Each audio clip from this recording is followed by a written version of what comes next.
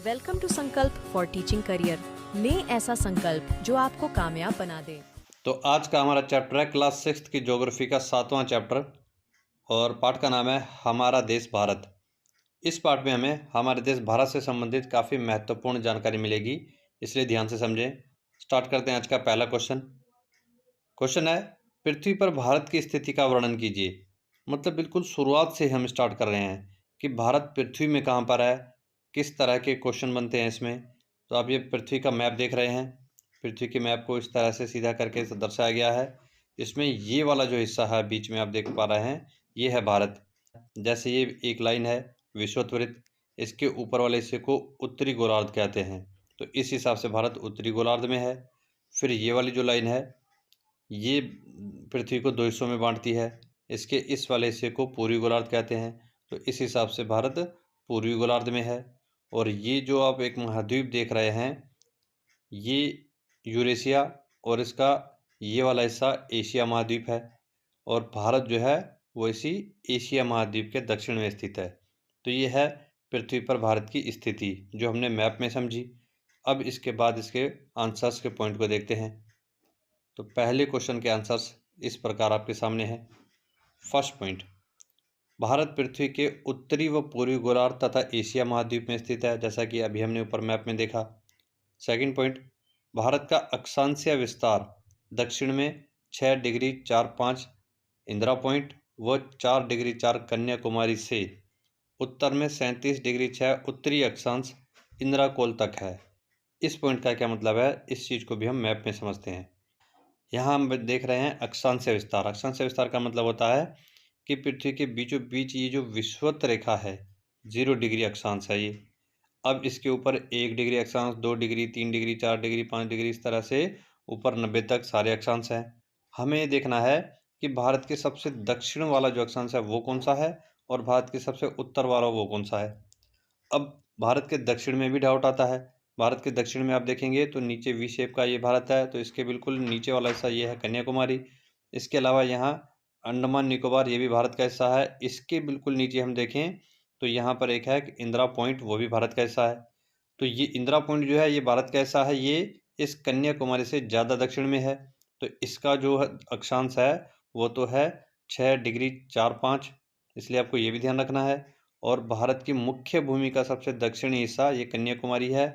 और कन्याकुमारी का जो अक्षांशीय विस्तार है वो है 8 डिग्री 4। तो ये दोनों आपको ध्यान रखने हैं। फिर यहाँ से जब हम उत्तर की तरफ जाते हैं भारत के ऊपर, तो वहाँ पर ये मिलता है हमें 37 डिग्री 6 उत्तरी अक्षांश। उत्तरी अक्षांश इनको इसलिए कह रहे हैं हम क्योंकि इस विषुवत वृत्त के ऊपर वाला हिस्सा उत्तरी गोलार्ध है, तो उसमें जितने भी अक्षांश होते हैं उन सबको उत्तरी अक्षांश कहते हैं। और जो दक्षिण में होंगे उन्हें दक्षिणी अक्षांश। तो हम यानी हमारा भारत ये तो पूरा उत्तरी अक्षांश में है, इसीलिए इसके दक्षिण में जो अक्षांश है उनको भी उत्तरी अक्षांश कहेंगे क्योंकि वो उत्तरी अक्षांश में पाए जाते हैं, उत्तरी गोलार्ध में पाए जाते हैं। और 37.6 जो उत्तर में है उसको भी उत्तरी अक्षांश कहेंगे क्योंकि पृथ्वी के हिसाब से वो भी उत्तरी गोलार्ध में पाए जाते हैं। तो ये था अक्षांशीय विस्तार। अब देखते हैं नेक्स्ट, जो कि देशांतरीय विस्तार होगा। तीसरा पॉइंट, भारत का देशांतरीय विस्तार पश्चिम गुहार मोती से 68 डिग्री 7 से पूर्व किबुतु में 97 डिग्री 25 पूरी देशांतर तक है। अब ये जो ब्रैकेट में नाम लिखे हैं ना, ये उन जगहों के नाम है जहाँ से हम भारत के पूर्वी पश्चिमी क्षेत्र को माप रहे हैं। जैसे अंडमान निकोबार में सबसे नीचे हमने देखा दक्षिणी क्षेत्र था, उसका नाम था इंदिरा पॉइंट। और मुख्य भारत में सबसे नीचे वाला जो हिस्सा था उसका नाम है कन्याकुमारी। ऐसे ही उत्तरी अक्षांश यानी कश्मीर में सबसे ऊपरी क्षेत्र, उसका नाम था इंदिरा कोल। ऐसे ही अब हम देख रहे हैं भारत के बिल्कुल पश्चिम में, तो भारत के बिल्कुल पश्चिम वाली जगह का नाम है गुहार मोती। और भारत के बिल्कुल पूर्व अरुणाचल प्रदेश में जगह का नाम है किबुथु। और ये पश्चिम का देशांतरीय विस्तार है और ये वाला पूर्व का देशांतरीय विस्तार है। इन दोनों को भी मैप में समझ लेते हैं। ये जो पृथ्वी के बीचों बीच की लाइन है जीएमटी, इसके पूर्व वाले हिस्से को पूर्वी गोलार्ध और पश्चिम वाले हिस्से को पश्चिमी गोलार्ध कहते हैं। अब पूर्वी गोलार्ध में जितने भी देशांतर है, जैसे ये वाला तो 0 है, इसके बाद ये आएगा 1 डिग्री पूर्वी देशांतर, 2 डिग्री पूर्वी देशांतर। तो ये जो देशांतर आ रहे हैं ये देशांतर पूर्व में है, इसलिए इनको पूर्वी देशांतर कहते हैं। अब पृथ्वी के पूर्वी गोलार्ध में आने वाले सारे देशांतरों को पूर्वी देशांतर कहते हैं। इसीलिए भारत जो है पूरा का पूरा पूर्वी गोलार्ध में है। इसलिए भारत के चाहे पूर्व में हो देशांतर चाहे पश्चिम में हो, लेकिन कहेंगे उसको पूर्वी देशांतर ही, क्योंकि वो पृथ्वी के पूर्वी गोलार्ध में है। कई बार बच्चों को डाउट हो जाता है कि भारत के पश्चिम में जो देशांतर है उसको पूर्वी देशांतर क्यों कहते हैं। तो भारत के पश्चिम में है, लेकिन पृथ्वी के तो वो पूर्वी गोलार्ध में है ना, इसीलिए उसको पूर्वी देशांतर कहते हैं। तो अब आपको ध्यान रखना है कि भारत का पूर्वी देशांतर क्या है। तो यहाँ जीएमटी से हम बढ़ते चलते हैं। तो जब भारत का पहला हिस्सा जब हम टच करते हैं तो वहाँ आता है 68.7 डिग्री, ये पूर्वी देशांतर है। फिर पूरे भारत को पार करते हैं तो अंतिम सिरे में भारत का जो पूरब है वहाँ पर 97.25 डिग्री, ये पूर्वी देशांतर भारत का विस्तार है। तो ये आपको उम्मीद करता हूँ अच्छे से समझ में आया होगा। अब बढ़ते हैं नेक्स्ट पॉइंट की तरफ। नेक्स्ट फोर्थ पॉइंट है, भारत के पूर्व से पश्चिम तक लगभग 29 डिग्री देशांतर के अंतर के कारण 2 घंटे समय का अंतर होता है। अब इस पॉइंट का मतलब क्या है? इसका मतलब ये है कि भारत के पूर्व में हमने देखा 97, पश्चिम में 68, अब पॉइंट के बाद 7 है तो अब 69 ही मान सकते हो। जब इन दोनों का आप माइनस करोगे तो इसका अंतर लगभग 29 डिग्री आता है। मतलब भारत के पूर्व से पश्चिम में ये जो देशांतर है बीचों बीच, ये है लगभग 29 डिग्री। और 1 डिग्री में 4 मिनट का अंतर हो जाता है। ये हम पहले पढ़ चुके हैं आईएसटी और जीएमटी में कि 1 डिग्री आप पूर्व हो जाओगे तो 4 मिनट समय आगे हो जाएगा। तो यहाँ टोटल ये बनता है कि 29 डिग्री को 4 से जब आप गुणा करोगे तो वो टोटल 120 मिनट यानी 2 घंटे के आसपास बैठता है। तो यही चीज़ यहाँ समझनी है कि भारत के पूर्व से पश्चिम में जो 29 डिग्री का अंतर है उसके कारण समय जो है वो 2 घंटे का अंतर बनता है। तो ध्यान रखना है, भारत के पूर्व में जो आदमी खड़ा है और पश्चिम में जो आदमी खड़ा है तो उन दोनों के टाइम में 2 घंटे का अंतर होता है। पूर्व का टाइम आगे होता है, पश्चिम का टाइम पीछे होता है। बढ़ते हैं नेक्स्ट 5वें पॉइंट की तरफ। कर्क रेखा 23.5 डिग्री भारत के मध्य से गुजरते हुए इसे 2 भागों में बांटती है। दूसरा क्वेश्चन है, पृथ्वी पर भारत के आकार का वर्णन कीजिए। तो अब हम भारत के आकार के बारे में पढ़ेंगे। तो पहले पॉइंट को समझ लेते हैं, फिर सारी चीज़ों को साथ के साथ मैप में भी समझते हुए चलेंगे। फर्स्ट पॉइंट है, भारत का क्षेत्रफल 32.8 लाख वर्ग किलोमीटर है और क्षेत्रफल के अनुसार भारत का विश्व में 7वां स्थान है। मतलब भारत का जो टोटल क्षेत्रफल है वो है 32.8 लाख वर्ग किलोमीटर और पूरी दुनिया में सबसे बड़ा देश रूस है। इसी क्रम में भारत का 7वां स्थान है। मतलब 6 देश भारत से बड़े हैं, 7वें नंबर पे भारत आता है क्षेत्रफल के हिसाब से। दूसरा पॉइंट है, भारत की लंबाई उत्तर से दक्षिण तक 3214 किलोमीटर व चौड़ाई 2933 किलोमीटर है। इस चीज़ को मैप में थोड़ा बेटर समझ लेंगे हम।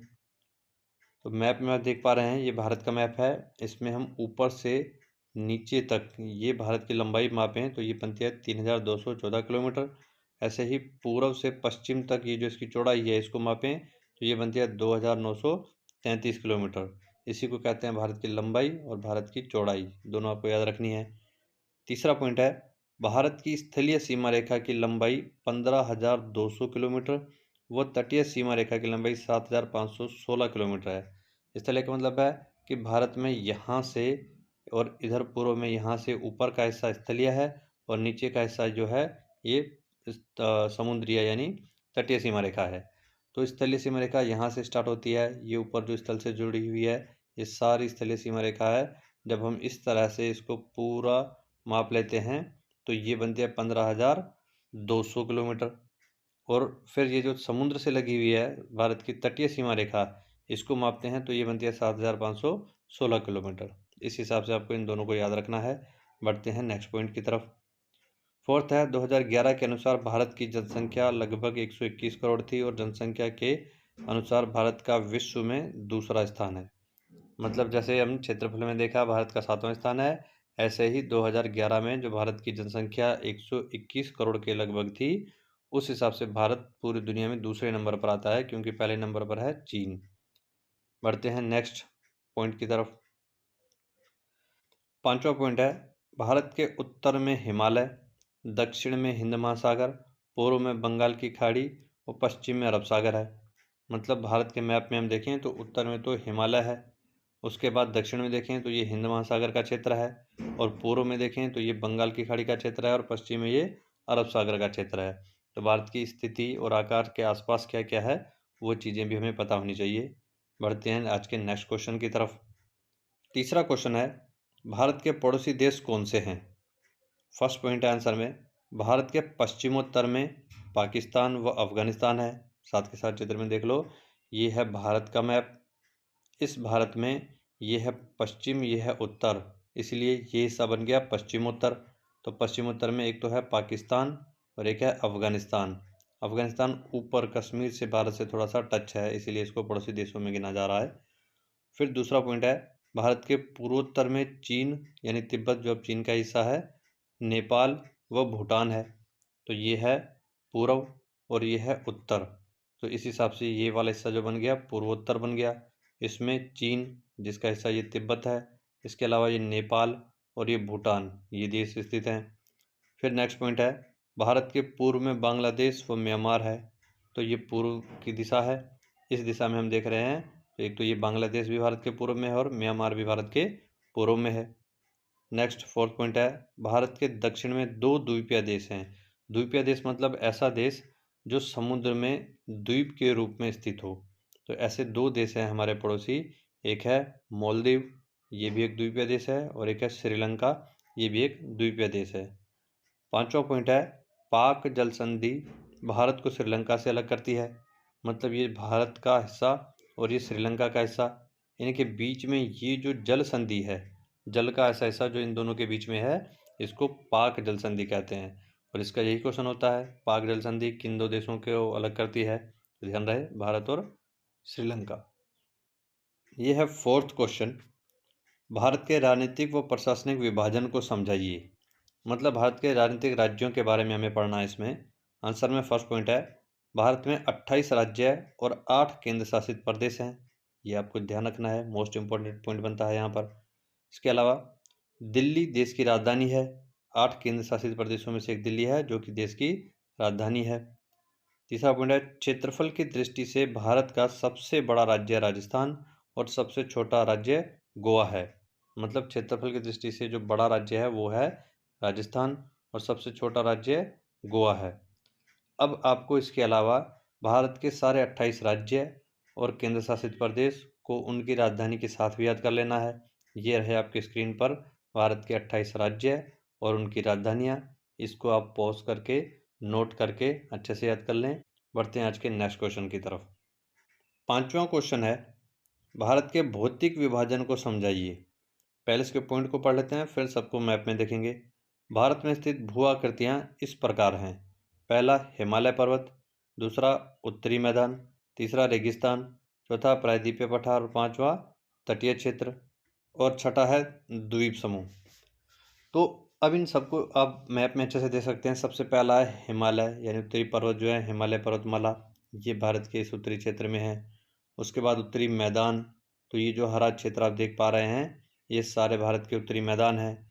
उसके बाद था भारतीय मरुस्थल, तो ये भारत के पश्चिम में मरुस्थलीय क्षेत्र है जो भारत का रेगिस्तान कहलाता है, थार रेगिस्तान। उसके बाद आता है प्रायद्वीपीय पठार, तो ये जो थोड़ा सा ब्राउन कलर में दिख रहा है आपको, ये प्रायद्वीपीय पठार है, पठारी क्षेत्र। उसके बाद तटीय क्षेत्र, तो ये समुद्र के किनारे में जो हमारे क्षेत्र हैं इनको तटीय क्षेत्र कहते हैं। इसके अलावा लक्षद्वीप और अंडमान निकोबार, ये भारत के 2 द्वीप समूह हैं। आगे हम इन सबको एक एक करके स्टडी करेंगे। बढ़ते हैं आज के नेक्स्ट क्वेश्चन की तरफ।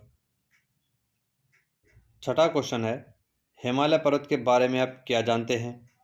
तो इसमें पहला पॉइंट है आंसर में, भारत के उत्तर में स्थित हिमालय को 3 समांतर पर्वत श्रेणियों में बांटा गया है। इसको श्रेणियों कर लेना है। अब 3 श्रेणियाँ कौन सी है उनको एक एक करके देख लेते हैं। सेकंड पॉइंट में पहली श्रेणी है आंतरिक हिमाद्री या महान हिमालय। मतलब ये तीनों एक ही श्रेणी के नाम हैं, आपको तीनों याद रखने हैं। इसमें ऊंची पर्वत चोटियां हैं जैसे माउंट एवरेस्ट व केटू। मतलब हिमालय पर्वत को आप देखोगे तो जैसे आप यहाँ दिल्ली से मतलब मैदानों से हिमालय की तरफ बढ़ोगे तो पहले जो आपको पहाड़ों की श्रृंखला मिलेगी वो कम ऊंचाई वाली, फिर उसके आगे जाओगे तो अधिक ऊंचाई वाले पहाड़ मिलेंगे, फिर उसके आगे जाओगे तो और अधिक ऊंचाई वाले पहाड़ मिलेंगे। तो इस हिसाब से ये जो 3 श्रेणियाँ हैं, एक कम ऊंचाई वाली, एक मध्यम ऊंचाई वाली और एक सबसे ज़्यादा ऊंचाई वाली, इन्हीं को ये 3 नाम दिए गए हैं। अब हम जो बात कर रहे हैं आंतरिक हिमाद्री या महान हिमालय, ये सबसे अंदरूनी और सबसे ऊंची वाली श्रेणी की बात कर रहे हैं। इसी में माउंट एवरेस्ट जो दुनिया का सबसे ऊंचा पहाड़ है और K2 जो भारत का सबसे ऊंचा पहाड़ है, ये दोनों भी इसी में शामिल हैं। इसके बाद नेक्स्ट है मध्य या हिमाचल हिमालय, मतलब कि ये जो बीच वाली श्रेणी है इसकी बात है। इसमें लोकप्रिय पहाड़ी स्थान यानी हिल स्टेशंस जैसे कुल्लू मनाली ये आते हैं। मतलब ये जो मध्य वाली श्रेणी है इसमें कुछ इतने अच्छे हिल स्टेशंस हैं जहाँ लोग पर्यटन के तौर पर घूमने जाते हैं, जैसे कुल्लू मनाली शिमला ये सब। नेक्स्ट है बाहरी या शिवालिक हिमालय, मतलब बिल्कुल ये लास्ट वाली जो कम ऊंचाई वाली श्रेणी है इसका नाम है बाहरी या शिवालिक हिमालय। इसमें कम ऊंचाई वाली पहाड़ियाँ हैं जैसे असम की गारो खासी व जयंतिया की पहाड़ियाँ। सातवां क्वेश्चन है भारत के उत्तरी मैदानों के बारे में आप क्या जानते हैं। तो भारत के उत्तरी मैदान मैप में जैसा कि पहले हमने देखा इस क्षेत्र में है और मैदान इस तरह से दिखते हैं, साथ में इसलिए इसका चित्र लगाया गया है। अब इनकी विशेषताओं को समझते हैं। पहला पॉइंट है ये उत्तर भारत में हिमालय के दक्षिण भाग में फैले हुए हैं। जैसा कि लोकेशन से हमें पता चला हिमालय उसके दक्षिण में है ये उत्तरी मैदान। दूसरा है ये मैदान सिंधु गंगा व ब्रह्मपुत्र के निक्षेपों से बने हैं। अब ये तीनों नदियाँ कहाँ पर हैं, तो सिंधु इस हिसाब से जाती है, गंगा भारत के इधर से बीच में से बहती है और ब्रह्मपुत्र इधर से। तो ये तीनों नदियों का जो नेटवर्क क्षेत्र है इसी से बने हुए हैं भारत के उत्तरी मैदान। नेक्स्ट तीसरा पॉइंट है ये मैदानी क्षेत्र कृषि के लिए उपजाऊ भूमि प्रदान करते हैं। मतलब मैदान जो हैं वो कृषि के लिए सबसे ज़्यादा उपयुक्त माने जाते हैं, इसलिए मैदानों में जनसंख्या अधिक होती है। नेक्स्ट आठवां क्वेश्चन है भारतीय रेगिस्तान के बारे में आप क्या जानते हैं। तो आंसर में पहला पॉइंट शुरू करते हैं। भारत के पश्चिम में थार रेगिस्तान है। मतलब भारत मैप में आप देख रहे हैं भारत का ये पश्चिमी क्षेत्र है, यहाँ के रेगिस्तान का नाम है थार रेगिस्तान। और रेगिस्तान देखने में कुछ इस तरह से लगते हैं जैसा कि पिक्चर में आपको दिखाया गया है। यह गर्म शुष्क व रेतीला स्थल है। मतलब एक तो गर्मी ज़्यादा होती है, शुष्क मतलब बरसात काफ़ी कम होती है और रेतीला क्षेत्र है, इसको कहते हैं थार रेगिस्तान। तीसरा पॉइंट है यहाँ वनस्पति बहुत कम होती है। अब यहाँ पर गर्मी एक तो ज़्यादा है, बरसात होती नहीं है, तो इन सब कारणों से वनस्पति यहाँ पर काफ़ी कम, वनस्पति मतलब पेड़ पौधे काफ़ी कम पाए जाते हैं। बढ़ते हैं आज के नेक्स्ट टॉपिक की तरफ। 9वां क्वेश्चन है भारतीय प्रायद्वीपीय पठार के बारे में आप क्या जानते हैं।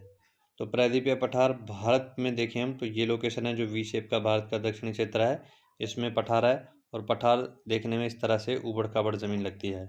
अब इसकी विशेषताओं को देखते हैं। उत्तरी मैदानों के दक्षिणी भाग में प्रायद्वीपीय पठार स्थित है। जैसा कि अभी हमने मैप में देखा था ये पूरा हिस्सा उत्तरी मैदान थे, उसी के दक्षिण में आता है प्रायद्वीपीय पठार। पठार की दूसरी विशेषता है उसकी आकृति त्रिभुजाकार है, इसमें खनिज पाए जाते हैं। मतलब कि अभी हमने देखा कि पठार जो है वो भारत के दक्षिण के इस क्षेत्र में है और ये एक तरह का त्रिभुज के आकार की आकृति बनाता है, इसी में खनिज पाए जाते हैं। तीसरा पॉइंट है इस पठार के उत्तर में विंध्य सतपुड़ा पर्वत व पूर्व में पूर्वी घाट तथा पश्चिम में पश्चिमी घाट यानी सह्याद्री स्थित है। पश्चिमी घाट का ही दूसरा नाम है सह्याद्री। तो ये आपको ध्यान रखना है कि ये जो हम पठार पढ़ रहे हैं इसके उत्तर में तो विंध्य सतपुड़ा की पहाड़ियाँ हैं, पूर्व में ये वाला हिस्सा पूर्वी घाट और पश्चिम में ये वाला हिस्सा पश्चिमी घाट कहलाता है। बढ़ते हैं आज के नेक्स्ट क्वेश्चन की तरफ। 10वां क्वेश्चन है भारतीय तटीय क्षेत्र के बारे में आप क्या जानते हैं। तटीय क्षेत्र पहले इसकी लोकेशन देख लेते हैं।